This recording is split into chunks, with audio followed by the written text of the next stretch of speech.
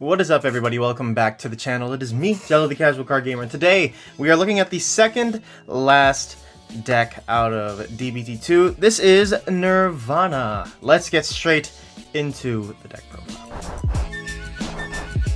Alright, so let's start with, of course, our Rideline. This shouldn't be too foreign to anybody who has seen the Nirvana deck at all. So first off, we have Sunrise Egg. If you go second, draw a card.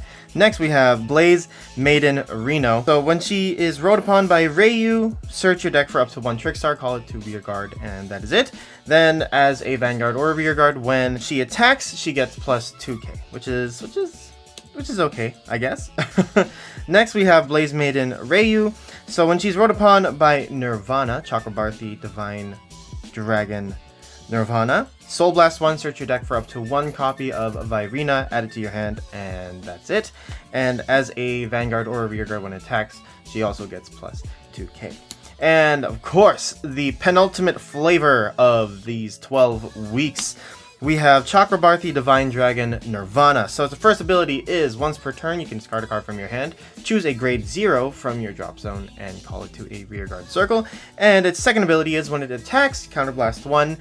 This Nirvana and all of your units with the overdress ability gain 10k until the end of turn. So you basically front trigger for a counterblast 1 every time you swing with Nirvana, which is really, really nice. So for the main deck, we have 3 copies of Chakrabarthi Divine Dragon Nirvana, just for that sweet, sweet Persona ride, and of course for more soul, because this deck has become a lot more soul hungry.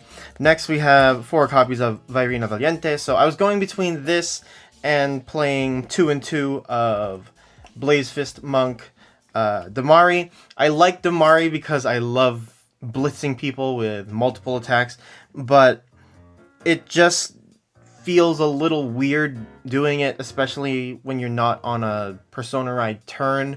You know, Trickstar comes out very small, and I know that there are cards in D-BT02 that support having Trickstar just swing and gain power, but it just feels like a lot of unnecessary setup for something that is very simple, which is just making sure that a Trickstar is out on the field for one of the new pieces of support that we got from this set. But anyway, there's 4 copies of Varina Valiente. It gets plus 5k for every original dress under it, so you can just keep stacking Valientes as long as you have copies, basically. And once per turn, during the attack that it hits, you can counterblast 1, discard a card from your hand, and restand it. Moving on to the grade 2s, we run 4 copies of Varina Urger. So this is the newest piece of support that we got. We are getting cool looking versions of Varina in D-BT3 and 4 at this point. And Urger's ability is, at the end of the battle that a Trickstar, one of your Trickstars attacked, if this is in your hand, you can Soul Blast 2, call this over the Trickstar, so you basically overdress the Trickstar, and it overdresses a stand, and you countercharge 1, which is really, really nice. And its other ability is, as long as it is in overdress, then it gets plus 10k and 10k shield, and that is on both turns, which is really nice. Oh, why am I moving them? Okay, next we have 4 copies of Varina Arcs. So Arcs' ability is really nice. It's very simple. When you overdress it, you counterblast 1, draw 2 cards, it gets plus 5k. It took me forever to get these, and I made an order for them a long time ago, and that order never came, so I had to order another 3 copies back when I still had the financial freedom to do so. But anyway, moving on to the last grade 2, we run the 1 copy of the regular searchable Varina off of Ryu. I've never spent the Soul Blast to do it, just because I like having a lot of soul to just keep using Urger over and over again, as long as I have copies.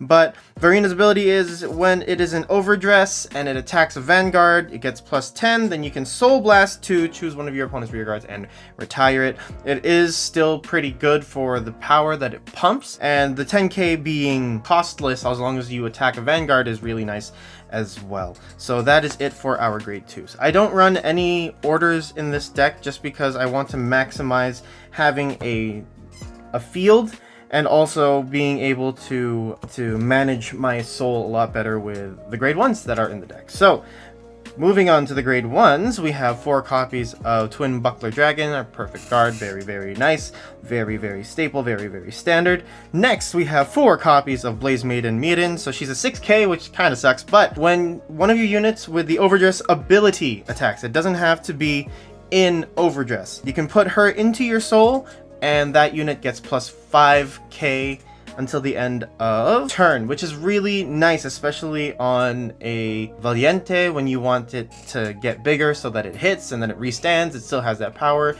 it's still annoying as hell to guard. Or even on an earlier turn with arcs, if you want to swing for a bigger grade 2 turn, then you could do that as well, and it also just pumps your soul, which is really nice. And last not least, for the grade 1s, we run 2 Extremist Dragons Velocihazard. So, very simple. When it boosts, it gets plus 2k. So it's a 10k booster. I like having those 10k boosters, especially behind my Vanguard, because the Vanguard lane is usually the smallest one in this deck, which is something that I've noticed. But anyway, that is it for the grade 1s. And before we get into the triggers, we can't forget our little friend, Chrono Dratton Red. So, this is, we have 4 copies of Trickstar. Of course, this deck cannot function properly without having Trickstar on the field or in the drop zone. So 4 copies, and yeah, I wish I had either 2 more shiny copies or 2 DSRs, but having 4 copies is a must. Alright, and moving on to the triggers, the final part of the deck profile, we have 1 Dragon Deity King of Resurgence Dragveda. I've said this twice already, but 100 mil, draw a card, remove it from the game, stand one of your Vanguards, and it's really nice. I've done a couple of play tests, and half the time that I play tested on my grade 2 turn when I swing, for some reason I drive check Dragveda, and it is not the most optimal time to drive check Dragveda, but at least I get to drive check Dragveda.